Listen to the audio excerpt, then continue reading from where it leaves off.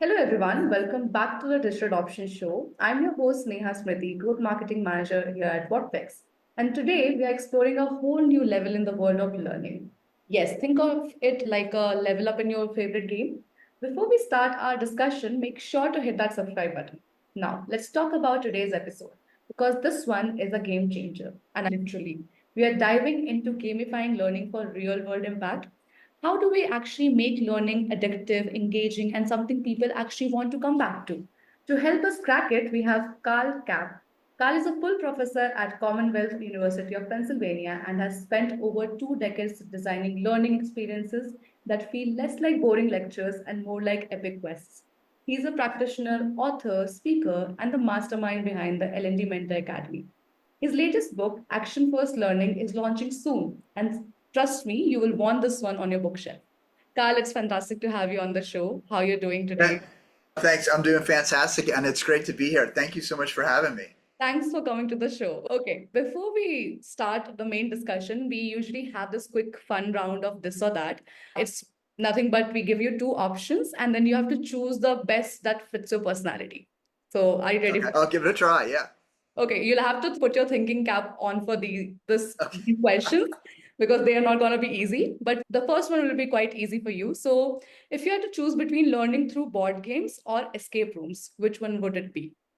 Oh my goodness, it's very difficult, but I think through escape rooms. I think they're a lot of fun and they're collaborative. Yeah, and it's more experiential. You're actually going around doing stuff. It is. It's a tough choice. You can learn a lot from board games as well. Slight advantage to escape room.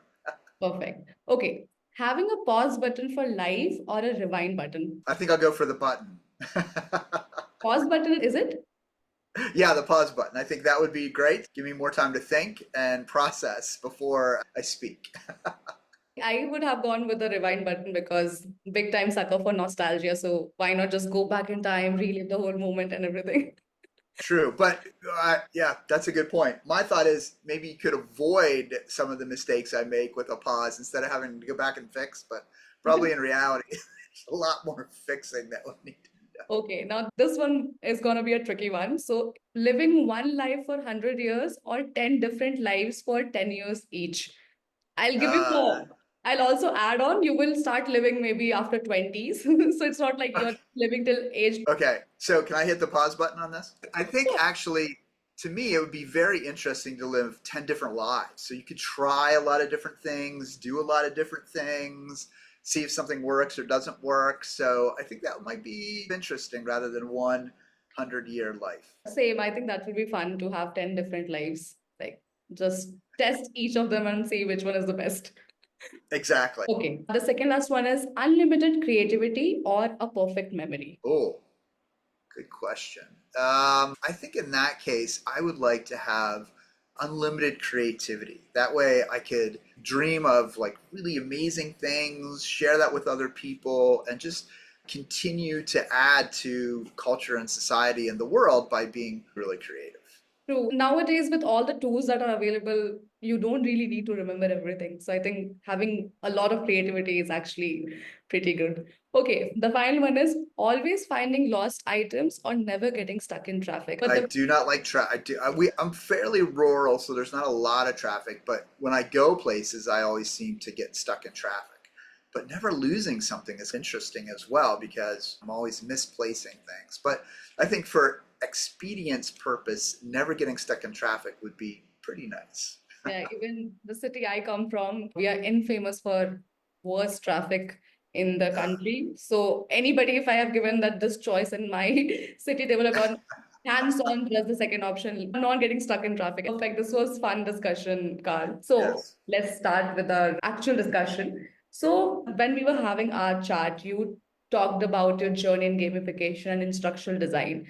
And you said it started pretty uniquely with a sixth grade safety video. I would just want you to walk us through how your early experiences actually shaped your passion for innovative learning design. So when I was in sixth grade, I had a crush on this girl, and she went into little theater, so acting, and so I decided to go into little theater. And it literally changed my life, but not how I thought. One of the things that we had did in that little theater, a local instructional design company came and said, "Hey, we need kids to be taught how to cross the street.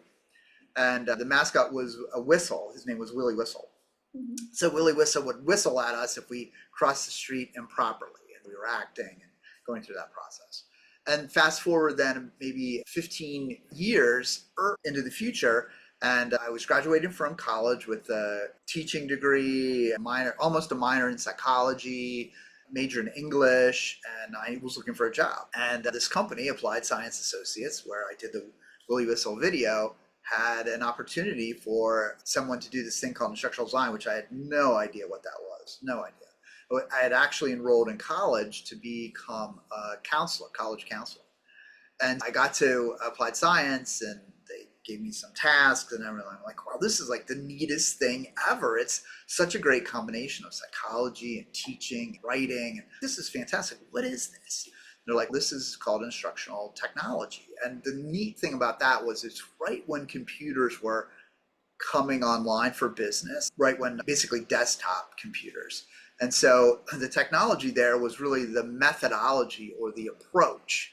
And I thought, oh, what a great way of thinking about teaching people, having this methodological approach, this technology applied to learning. And I'm like, count me in. So I went back to the university, changed my major, which was a huge undertaking. Didn't realize it would be as hard as it was. And then worked for this company for a number of years, designing, developing, and learning about the creation of instruction. Meanwhile, getting my master's in instructional design and technology, and then eventually getting my doctorate degree. But it literally, I had no idea that this training outside of the classroom even existed. And I had no idea how important it was to be systematic in the development of it. And I've since learned that in a lot of educational environments, you don't get taught that systematic approach to designing instruction. I've really benefited from it. And then my mission ever since has been really to help other people learn how to design, develop, and deliver a really impactful instruction. And I've had a great time doing it at the college level, in consulting and workshops and conferences and all that kind of stuff. So it literally changed my life, that having that crush on that girl in sixth grade. Now, to this day, we still don't talk to each other, but it was a life-changing event for me. I'm not sure she knew I had a crush on her. I'm not sure she knew I existed. And it's always like once you are like at a cusp of transformation, you might find a lot of hidden opportunities which were not available earlier. So you were at the right time at the right place. That came true. Your love took you places. Do you think you had an early experience in like theatrical experience? Do you think that experience has come through even the way you develop instructional design frameworks or learnings? What a great question. So people always ask me, were you a good actor? And I'm like, do you see me on TV? And they're like, no. And I said, so there you go.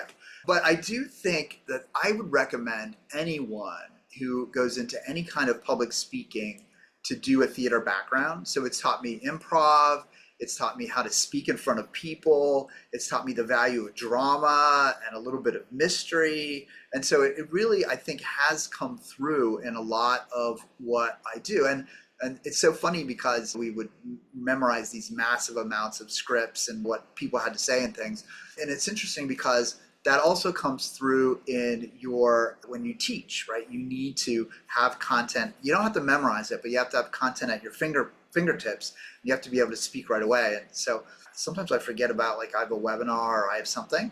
And a couple times I've gotten better, but a couple times somebody says, Karl, you have a webinar in 15 minutes. Aren't you ready? And I'll throw together some slides and then give the webinar. My wife's like, how do you even do that? I couldn't even.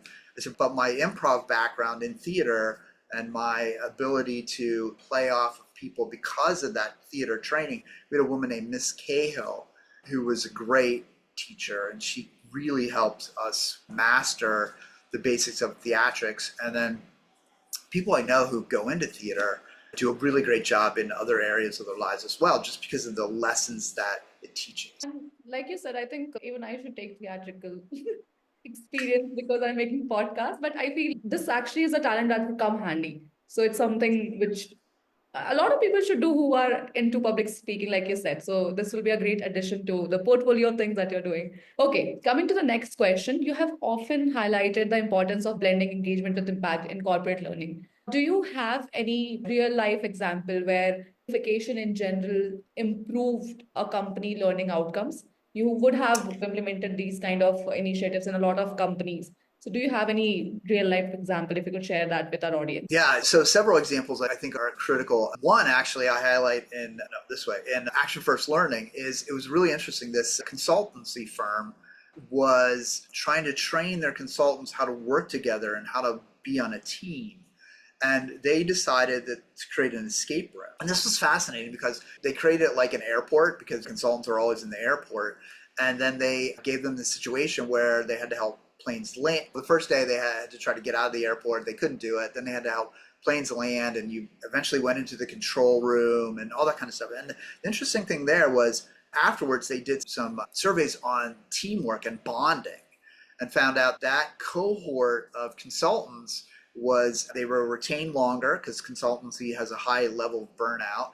They were more efficient on their projects, and they actually rated the company culture higher than before. So that's a way of onboarding those people into the organization, and it was really a lot of fun. Another thing, gamification experience I had was we were doing some training for a company that did a lot of government work, and they always were doing audits and investigations of potential fraud.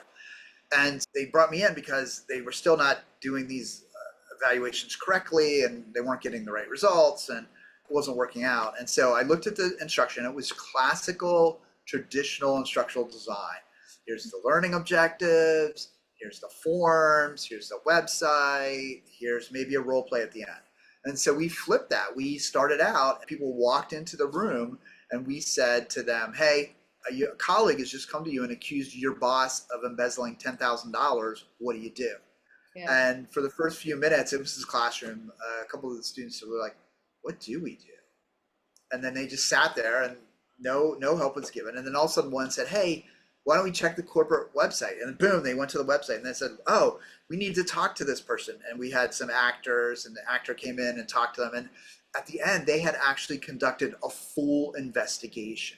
Mm-hmm. So that was another example of gamification really having a solid impact. Another example, we did a board game, which was really fascinating. This company was taking managers who were working at the operations level, and they were moving up to the enterprise level. So they were used to being in silos, and they wanted to get them to think across the organization rather than just sub-optimizing their thinking. And so we created this board game. It unfolded over 3 days. And the first day, there were a team of 9. But that 9 was broken into teams of 3. So each board had 9 people, and there were 3 different elements: sales, operations, and human resources.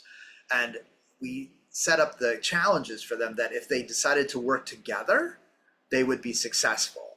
But if they had the mindset that, okay, we're going to optimize operations and we're not going to really care about HR that much, production went down.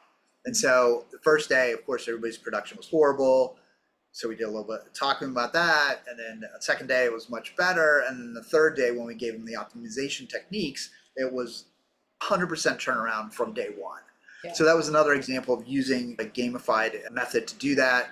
I've done gamified card games. I could go on, but lots of ways that you can add that engagement and that game element into the instruction to have a meaningful long-term impact. I think it's more to do with once people actually engage, it's like learning while doing it. So usually we use it for maybe just learning on the job itself, but this is more to do with you will remember the experiences you had while playing that game or just reenacting that whole situation which might happen. So people might remember, understand the objective, like you had example on getting all people onboarded or even just telling them about the role they were getting into. So it's more to do with the experience that you're giving, which might not be as efficient when you give them a 500 pager of instruction. This is how you have to do your job.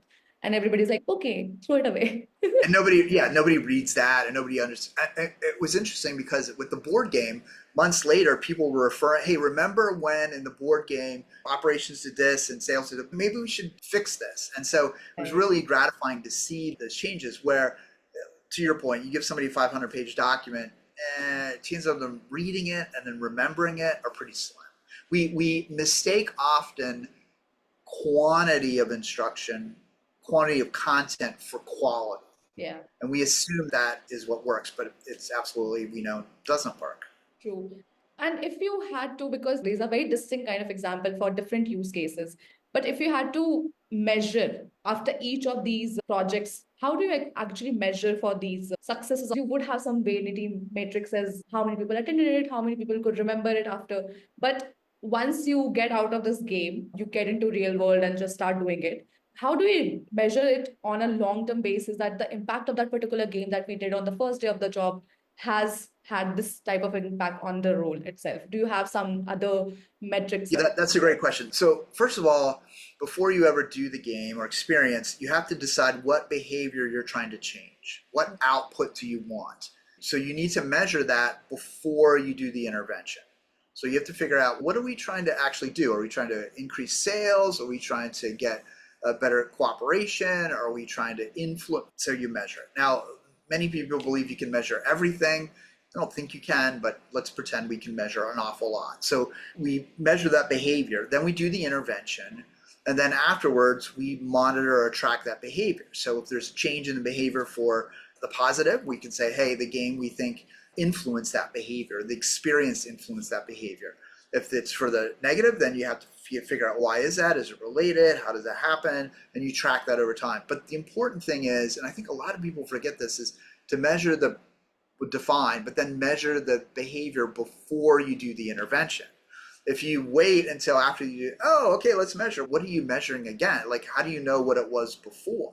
So you really have to think through the whole learning experience. And the other thing I would say is to think through from the business perspective. What does the business want out of this training? Does the business want increased sales? Do they want, a business, for example, doesn't want increased product knowledge. They don't care about that. They care about, what does that lead to? What does that lead to? Sales? Does that lead to better customer support? Does it lead to less calls? Does it lead to better technical specification of the product? So you really need to think through what you want, and then that's how you figure out how you're going to measure it. Amazing. I think it's pretty straightforward too. You have to understand where you are at in the beginning, and then you compare it with where you actually reached. So it's pretty straightforward, but people miss out on that small nuances every now and then. Yeah, it's tough. You get caught up in developing instruction and trying to meet the needs of the organization. And Yeah. but we have to be more than just order takers. We have to be internal, sometimes people use the term performance consultants, right? We have to dig down and say, okay, why do you want this training? Okay, then what measurements exist? Ideally, it would be measurements that already exist that the business is using to measure themselves, and then work toward those measurements. And that is, I think, where we can have a big impact. True. So true. Okay, now let's talk about your new book, Action First Learning. So I just wanted to discuss the core idea behind this book. So would want to know what is in that book for our listeners, anybody who wants to read it, what are the things they can just take back after reading that book? Yeah, fantastic. So one of the things that throughout my career that I've noticed a lot of times in instruction is we like to tell the learner stuff before we ever have them do something, or maybe we never have them do something. Here's the objectives that you're going to learn. Here's this that you're going to learn. Here's that you're going to learn. And to me, it sometimes sets the tone for the learner being a passive vessel.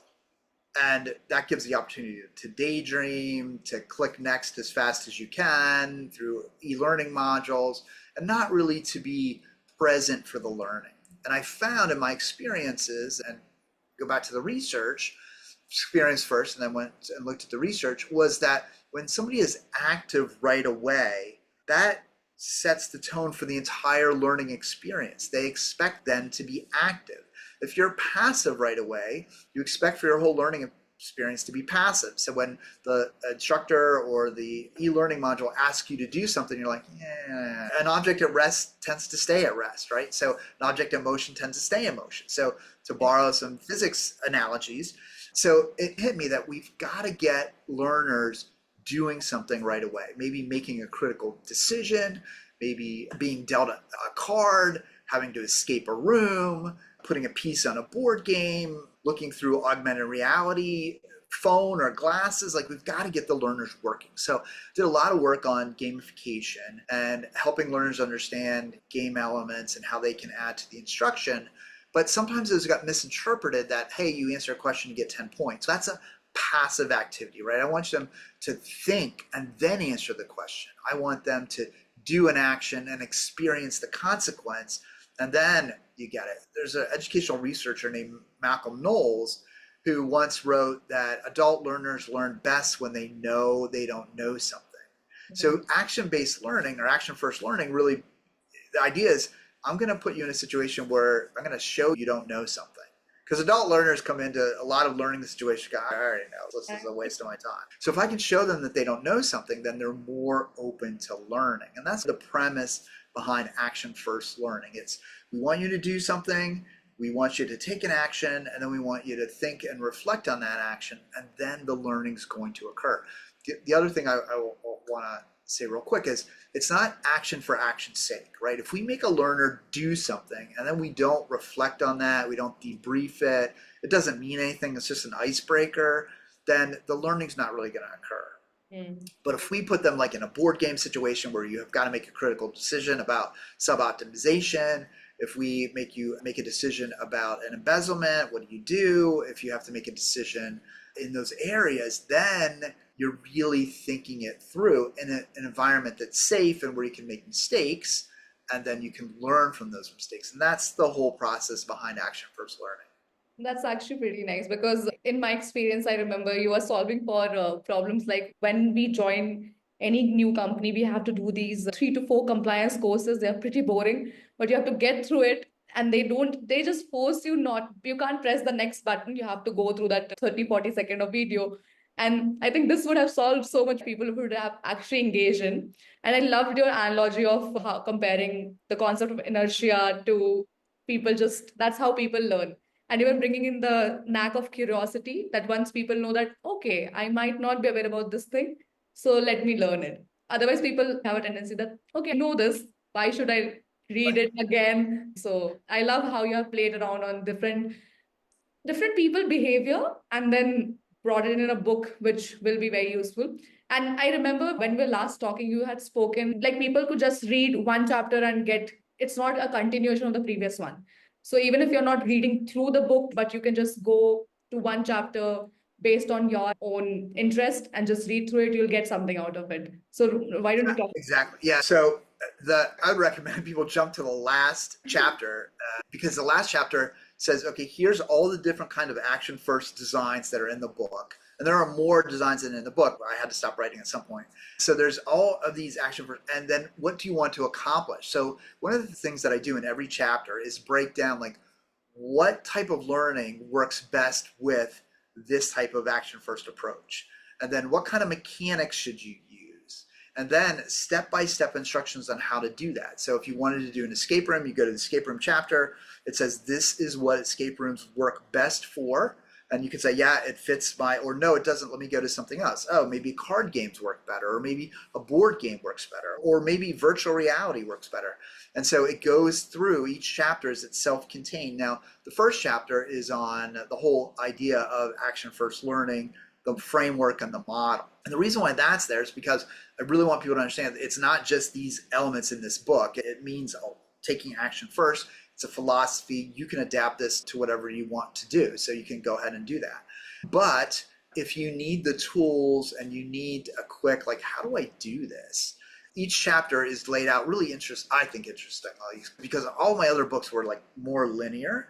And so to me, this was a challenge and an interesting book to write. But every book starts out with an action first action to take. Hey, for the card game chapter, you have to grab a deck of cards and you have to shuffle and you have to do a bunch of things. And then it starts with a little story showing how this works. And then it talks about when you would want to do this, why you'd want to do this, and then what mechanics, and then what it's good for, and then a case study in real life, and then an AI assisted prompt.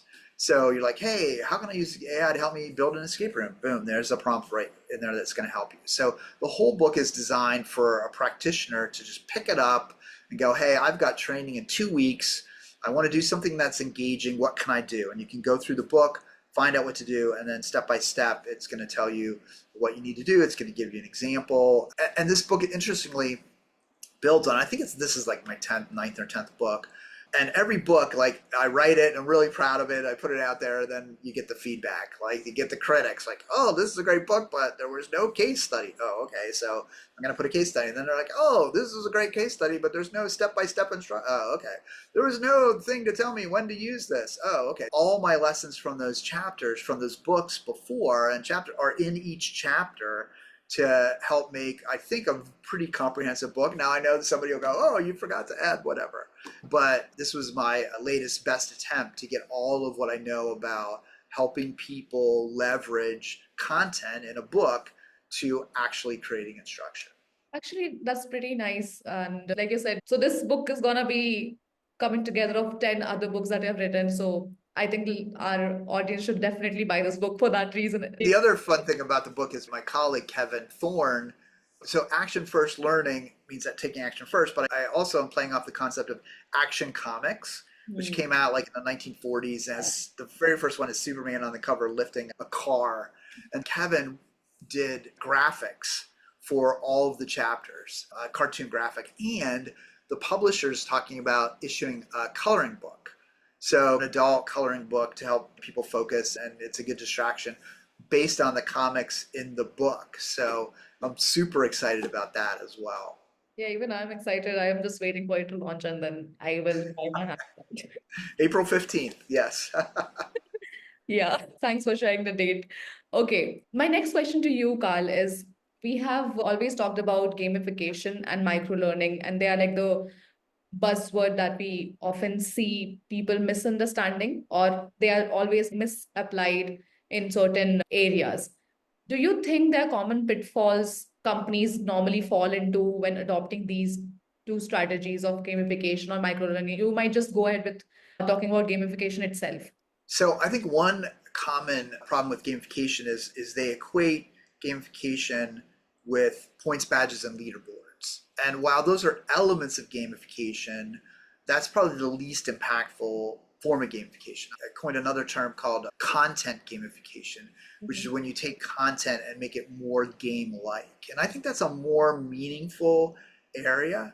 But if you look at some of the mistakes they'll make, so for example, another mistake that a lot of companies will make is they'll gamify the outcome and not the behaviors.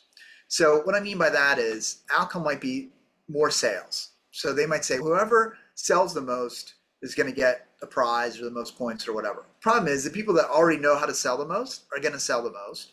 And the people that don't know how to sell the most don't know how to get there. So you haven't really helped anything except the high performers get yet another reward, which is selling more. So what we should do instead is say, what do the top performers do that nobody else is doing that helps them sell the most? And so let's just pick something and say, maybe they do more cold calls than any other of the lower performers. Then gamify making cold calls.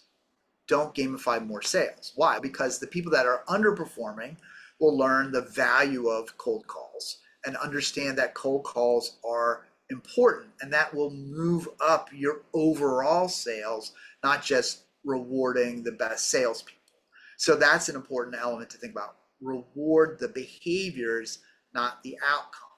So that's really important. So don't get too caught up in points, badges, and leaderboards. If you're going to do a leaderboard, for example, change it weekly or monthly, because the person at the top of the leaderboard loves it, the person at the bottom of the leaderboard hates it. And if you're like, oh, I'm never going to get to the top of the leaderboard, you drop out, right? So you got to make this thing living, and you've got to make it tied to behaviors, and you got to make it impactful for the employee. So those are some mistakes to avoid and some ways that you can avoid those mistakes. So if you just have to put it in crux, it would be like gamify the processes, gamify the behavior, and not just gamify the outcome. Because the example you gave of points, badges, and rewards that we have seen in real life as well. We have seen in the name of gamification, you will just see, okay, here's this board, and whoever performs better will go up the leaderboard, and that's not going to motivate somebody because they'll do the same old thing which they were doing yesterday to get the same result. So the leaderboard is not going to change in any way. But that's a pretty nice and safe example. Thanks, Carl. So the next question I have for you is, even at WhatFix, my company I work for, we are all about helping users adopt and engage with digital tools or any kind of application. From your perspective, how can gamification techniques actually boost user adoption of digital platforms? So, any application, how can gamification as a concept improve that adoption? Yeah, so again, look at what behaviors you want in terms of the adoption. If you want to reward people for using the app, that's one way to gamify. Another way to do that is to think about what actions you want outside of the app. What do you want them to do because they're using the app, right? They're using the app for a goal or a behavior or a purpose. So what is that? So one of the things that is underutilized, I think, is the use of badges in gamification. So badging really is a sign of accomplishment. It should be a sign of accomplishment, meaning that if you earn a badge, it should be meaningful that you've earned it. Mm-hmm. And you then need to be able to display it. But it also, I think another thing that companies miss is that it can't just be in the software. You have to, when you have an all hands meeting, you have to recognize people that have earned a badge, and you have to describe to them or is it like, why is that important? And then you can create stackable badges. So if you get 3 badges, maybe you get certified in using the software. And one of the things that we've done with software and gamification is we've created kind of a master badge. And so it's an accumulation of a lot of different badges. But what happens is people really do enjoy helping other people. And so we equip them to help their coworkers. So there's always a coworker who wants to help other coworkers, and there's always a coworker that is relying on the others. And when you make that official through the badging and the gamified way through the content, then they have a sense of pride and accomplishment when they help others. Mm-hmm. And then you can reward them for helping others. So not just reward them for, knowing the software, doing the right thing, but now you're rewarding people for helping others learn to use the software. And now you're making the conversation around learning to use software. You're rewarding people around learning to use software. So it adds tremendous value to helping people understand and gain that. And then the other thing that I mentioned before is maybe if you have a leaderboard that's in place, you have leaderboards for this week. We're going to focus on doing this process with the software. We're going to reward people who understand and know how to do that. Next week, we're going to reward people who know how to do this. You'll have people that want to compete on every level, and so they'll work to do that all the way through.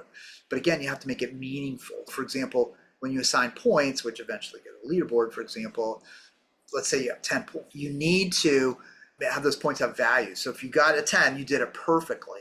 If you got like a 3, you have work to do. So in that case, having the gamified system give you feedback on how well you're doing, how well you're progressing, be a great way to bring that, to make that gamification real. It all boils down to, so I talked about people over rely on points, badges, and leaderboards. It doesn't mean they're bad. It means they need to be implemented correctly. And unfortunately, what a lot of organizations do is they implement it haphazardly, and they're not deliberate about how they're entering the reward. So those are some ways that you can help to make the software training more effective. The other thing is, do scenario based, right? You're usually doing software to solve a client problem or organizational problem, and there's a scenario behind that. Mm-hmm. And so rather than, a lot of software training is, see this field, you can put this value or this value. See this field, you can put this value or this value. So it's better to say, look, here's a scenario where the customer is asking for this and this, complete the software. And now they have the context or the story behind how the software is used. So if we move to content gamification, we can see that it's providing the context and content of why you would want to do this in a story type of situation, and that can help solidify the learning. Okay, I want to double down here. If we have to give an example, just to, before I ask you a question, do you have an awareness of what digital adoption platforms usually are? So we work in a category of digital adoption platform. These are basically in any kind of application, be it enterprise level application, because they are very complicated. They have a lot of things that user might be using it for at different use cases. To just simplify it, we have a sort of overlayer on the top of application themselves, which we call digital adoption platform, which could be click here, you can do this, then next, or just giving you a to-do list of, if you complete these steps, this is how you can use this application. Basically, easing the adoption in it. Do you see any kind of relevance gamification can have on these if we incorporate both the DApp platform and gamification as a concept together? Would it improve adoption more? Or do you think they might clash at some point? What are your thoughts on that? I think if you're already providing some instructional elements as you use it, if you would reward the learner and recognize them for doing that, and then give them these very visible pathways. You're using the enterprise software for lots of different complicated things, but I'm probably using it for these 5, 6 things, right? So certify me as an expert in these 5 or 6 things. And then incentivize me to say, hey, if you want to know 10 more things and help other people, here's a pathway to do that. And so by making the pathway visible, by providing recognition, by rewarding them for doing this. So once I accomplish that, what's my reward? Am I going to get a cup of coffee? Am I going to get a free pizza for my team? What am I going to get? And the research is interesting. If you incentivize those folks for team rewards, it's much faster on the adoption rate than individual rewards. So maybe I master all 5 really quickly and I get to choose, if we're in an office, maybe a pizza party for my colleagues, or maybe everybody on my team can go home an hour earlier or something like that. Then I'm incentivized to do that to help my team. Then the team also gets incentivized, like, hey, Karl did that for us because he learned this about the software. Maybe we should do that as well. And so that kind of helps it become more of a team environment and uptake on the adoption. We unfortunately, especially in the United States, very high value on individual competition, when in fact organizations are most successful when they're collaborative. So when you think of the gamification environment, collaborative. So instead of having an individual leaderboard, have a team leaderboard. And instead of having individual, in addition to having individual badges, because I still think you need those, have team badges. Hey, this team has the most people certified. This team has helped the most other teams. And that will help with the adoption of the product and the enterprise-wide application. Interesting, Carl. Okay, in the interest of time, I'll ask you the final question that I have for you. So, you have mentioned using AI in designing action first experiences. How do you envision AI evolving in instructional design, especially when combined with gaming? Yeah, I think AI is a great assistant. So I wrote an article way back that AI is your exoskeleton, right? So whatever you can do, so the exoskeleton being on the outside of your body, enhancing your muscles. So whatever we can do as instructional designers, we can do it better with AI. For example, I can come up with, if I have game ideas, like, hey, we're going to gamify this experience, and like, okay, let me brainstorm some gamification ideas.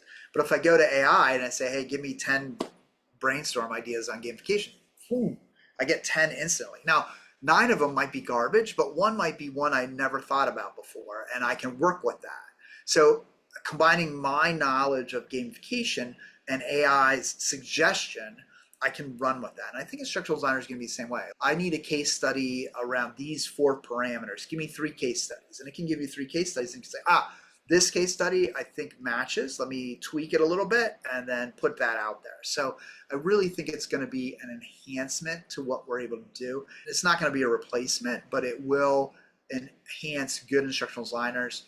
It will streamline us a little bit. We can create good multiple choice questions. I always say it eliminates the stuff we don't like to do and allows us to focus on the things that we do to do, like action first learning, which is really learning at a deeper level. AI can create, here's a brief sheet or here's whatever, but it can't give you that emotional experience that you go, wow, I get it now. I really understand. There's a game, the MIT beer distribution game, and it teaches bottlenecks. And I used to teach about logistics, and I could teach us blue in the face about bottlenecks and phantom demand and that kind of stuff.